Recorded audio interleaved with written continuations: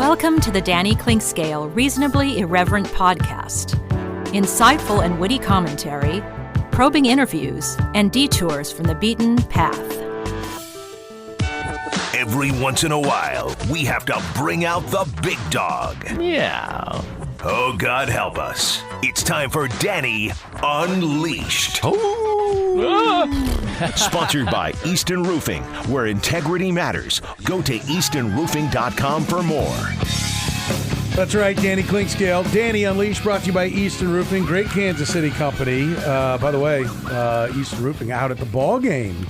Earlier this year. Game 3. Usually, Joe takes his whole crew out to opening day, but there were so many storms and so much work going on, they couldn't go. He ended up giving his tickets to Big Brothers Big Sisters for that, and so he felt like he owed it. So Game 3 had the whole crew out there. Yeah, it was fun. They were, I was the only sober person. Okay.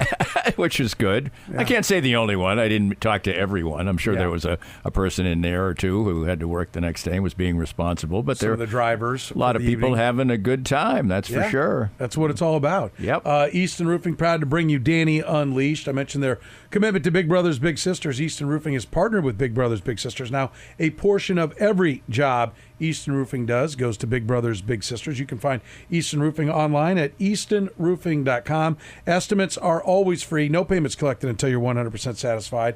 Whether it's commercial or residential, it's Easton Roofing.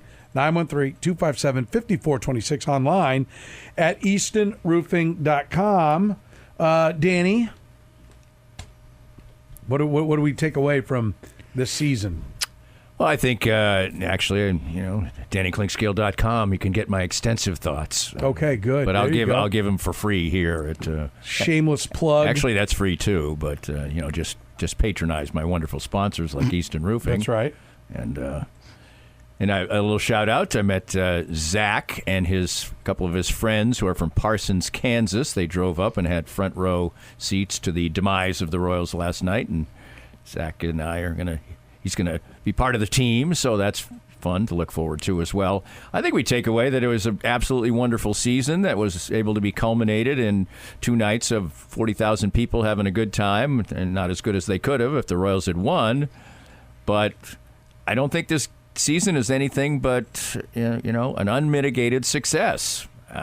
Now, anytime you're in the playoffs, especially this year when I think there maybe have been as wide open as any year, you can't just say it's free money and just pass it off when you lose, because you don't know what the future holds. The Texas Rangers didn't even come close to making the playoffs this year, and they won the World Series last year.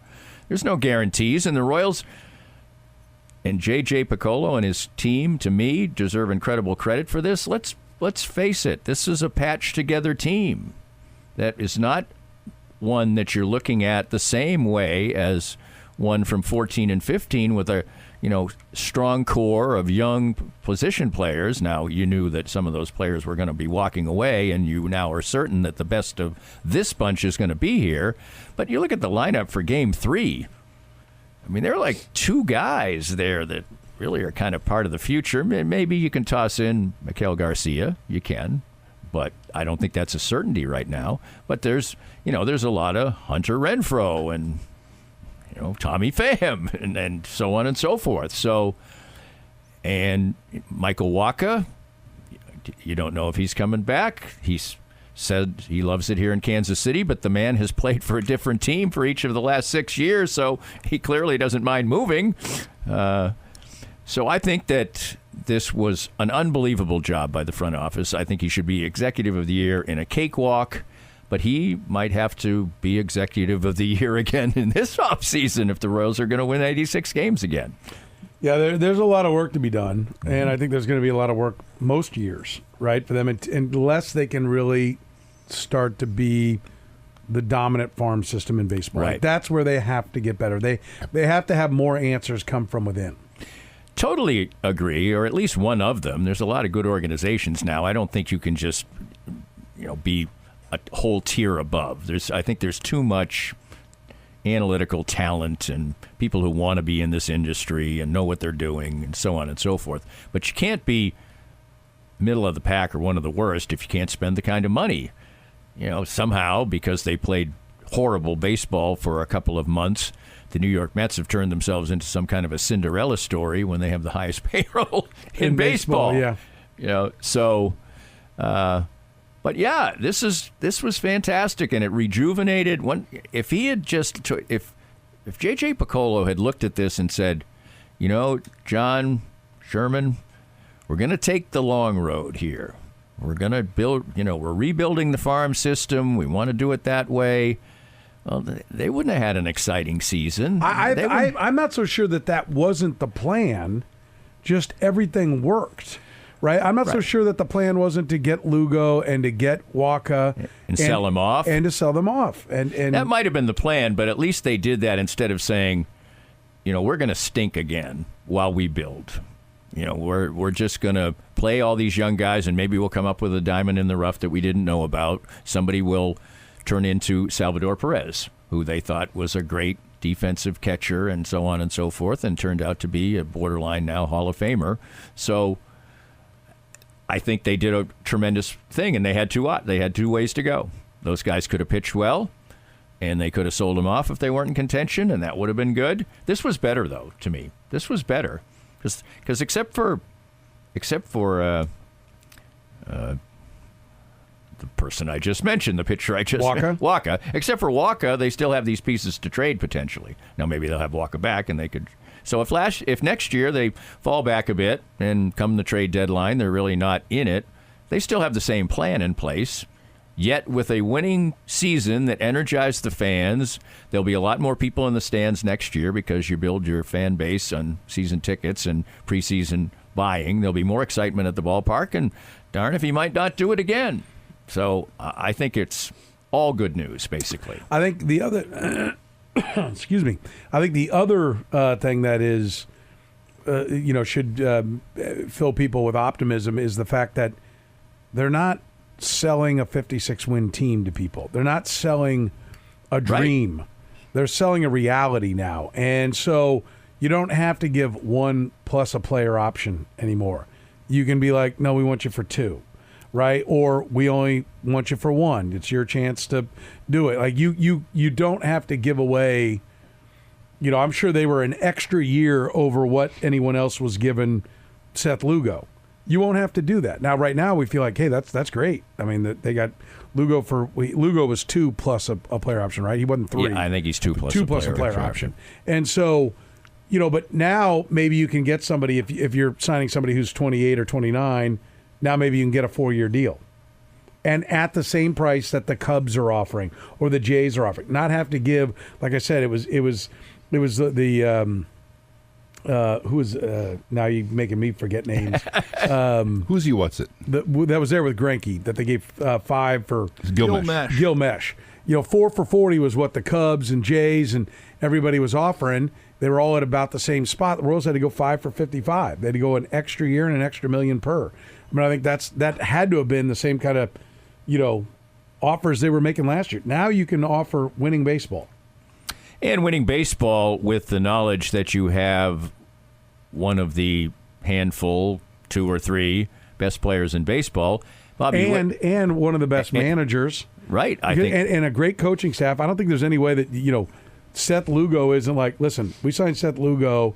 He did pretty good last year in San Diego, and he was great here. Prospective pitchers would have to feel pretty good about Brian Sweeney and that crew. And also, Bobby Witt Jr. looked like he was going to be that player last year. But he was, 830 OPS, fine. But this year he's turned into what most years would have been an MVP player. And in baseball, it's very rare that a position player comes to a place like this, where he is this good a player, and he just doesn't kind of do it every year. I mean, that's what baseball is like for position players. Obviously, pitchers get hurt. And the rare exception is Mike Trout, somebody who gets hurt. Well, Trout didn't get hurt till the last 3 years. Right. But I mean, when you watch his swing, you're like, well, I get it. Right. I mean, we were talking about that the other day. His swing, he swings the bat so fast, so hard. It's like Tiger Woods' knees. Like you understand why it's like you're putting a lot of torque on those knees, and I don't know that he's ever going to be back. I'm with you. But I think there's nothing but optimism here moving forward. Right. But it does need to be pointed out there is much work to be done. Yeah, I was, listening to our post-game show and other post-game coverage last night and on the way back from the ballpark, and there are a lot of fans who are saying, this is a young team and there will be building. I'm so excited, and I'm sitting there just shaking my head. I mean, really, no. There's a few young players who play, but there's a lot of Garrett Hampsons and Tommy Phams and Hunter Renfro's, and I mean, these guys are playing. They're most of the lineup. Not a small part of it. And the guys who are in there, like Kyle Isbell and Michael Garcia, and I think Vinny Pasquantino probably moved from position A to, position, whatever way you want to put it, position B to position A. I think he's a proven good baseball player now. His only impediment has been that he's gotten hurt, but they've been the kind of injuries that are more fluky. But I think they need to get to where he's a DH. That may be true. For sure, that might be true, but those players, the Isbell, they're not certainties right now. I mean, Isbell looks to be a guy who, on your good team, is your fourth outfielder or your fifth outfielder. He just doesn't hit or is enough. Part of a platoon, right? Or part of a platoon, whatever. He's just. I think he's got enough at bats. Garcia, we hoped at the start of the year he'd found a little something. He was hitting, and then he just turned back into him. And Melendez looks like he is what he is. So, that part of it is the part that needs to be worked on, and they may just have to rent a player. But there's a lot of that going around baseball, so that's not uncommon. It's better if you're the Orioles. Yeah. And you got a passel of position players, or some of whom they'll be able to trade off now. I mean, I'm sure the Orioles are disappointed with their last 2 years in the playoffs, but what we've seen is that I think you almost can't judge your team over a span of time that much on playoff disappointments, because they're going to happen. That's what we're seeing. That it's random. It's based on there's low-scoring games, there's power pitching, the things that play in the regular season aren't, and you may win one, you may win two, you may get upset in the first round. That's just the way it goes. So, look at the Royals. The Royals do take a step up. Everything plays out well. A couple guys step forward. They make some good signings. They win 93 games next year. They lose the first two games in the wild card, and then you say, well, that wasn't even as good as last year. No, not really. It's just playoff baseball, the way it is in baseball. And, that's what in modern sports in America, that's what baseball eventually has morphed to, that they want to have expanded playoffs. And so you're going to get this. You're going to get more randomness. So I think there's every reason to believe in the direction that the ball club is going. And even more because of the moves that you've seen and the people that are in place, more than just the performance on the field this past season. Well, there's a willingness to make moves. Yes. That's one of the things that I think is big. And, there's a confidence in what they do. They seem to be able to identify who the good players are. Now, I do think it'd be nice to hit a little better. Even though runs-wise they were magically somehow third in the American League in runs when Vinny Pasquantino was healthy, but and then tailed off down the last month of the season. But they're going to have to draft better. No question. They're going to have to do better in Latin America, and if they can do that, then that's great. But Nick Lofton needs to be Garrett Hampson. He needs to at least be good enough that you don't need to pay. You need to another guy. You not paying Adam Frazier $5 million and Hunter Renfroe $6 million. Right. If you can have those guys be homegrown guys, that's $11 million. That's a long way towards another Seth Lugo. Right. Or Michael Wacha, 15 or $16 million. Look at the Guardians. All their Hampsons are their own players or young players they got from somebody. They're organization players. Right. And so they get to save money on that particular aspect of it. Right. That's the next step. But he couldn't walk in. J.J. Picola couldn't walk in and wave a wand and make the farm system better. So, although you have to